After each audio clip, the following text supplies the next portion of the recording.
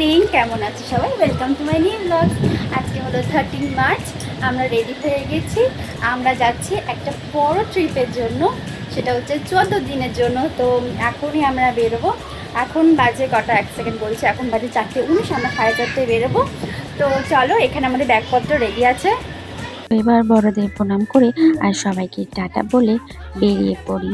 মেয়েও রেডি আর আমরাও সবাই রেডি। অনেক দিনের জন্য যাচ্ছি, বাড়ির জন্য মন তো অবশ্যই খারাপ লাগবে। মনটা কেমন করছে। তো যাই হোক, সবাই মিলে বেরিয়ে পড়েছি। লাগেজগুলো অলরেডি আগে পৌঁছে দিয়েছি গাড়িতে। আর এখানে দেখো আরও অনেকে দাঁড়িয়ে আছে, আমার দিদিরা। আর গাড়ি ছেড়ে দিয়েছে। আর আজকে ছিল মহাবলপুরে প্রচণ্ড জ্যাম। তো অনেকটা লেট হয়ে গেছিলো আমাদের স্টেশনে পৌঁছাতে।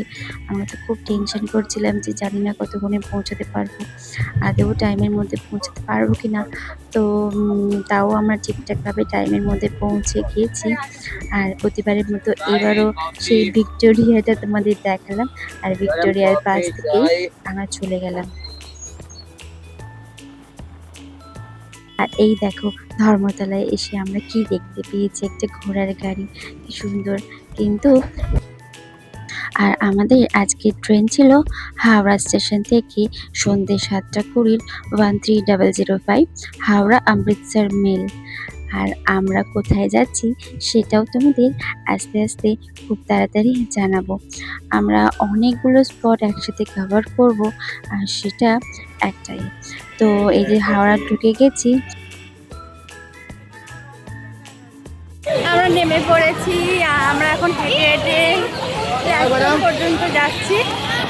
বলো, এখন আমাদের ট্রেন ছেড়ে দিয়েছে। আর আমরা ট্রেনে উঠে অনেক কিছু খেয়েছি। আর তারপর এবার দেখাবো যে ট্রেনে আমাদের কি কি দিয়েছে।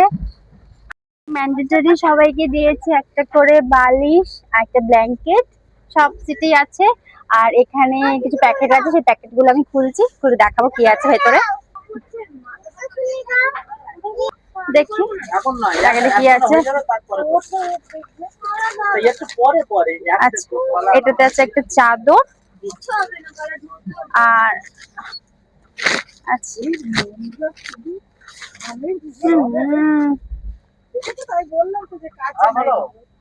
অবস্থাটা দেখো একবার, নোংরা রয়েছে। এটা দুটো বেডশিট রয়েছে, কিন্তু অনেকটাই নোংরা। আমরা যাচ্ছি কোথায় সেটা তো বলা হয়নি। আমরা যাচ্ছি কাশ্মীর। আর যাচ্ছি আমরা ফার্স্ট, এটা যাচ্ছি হাওড়া অমৃতসর মেল।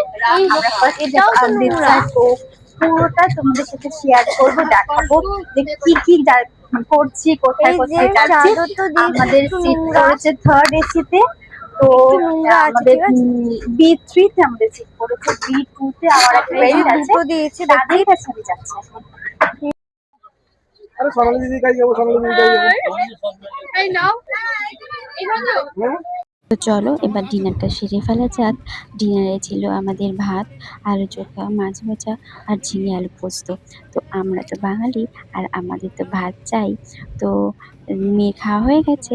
আর দেখা হচ্ছে কালকে নতুন একটা ব্লগে। ততক্ষণ টাটা।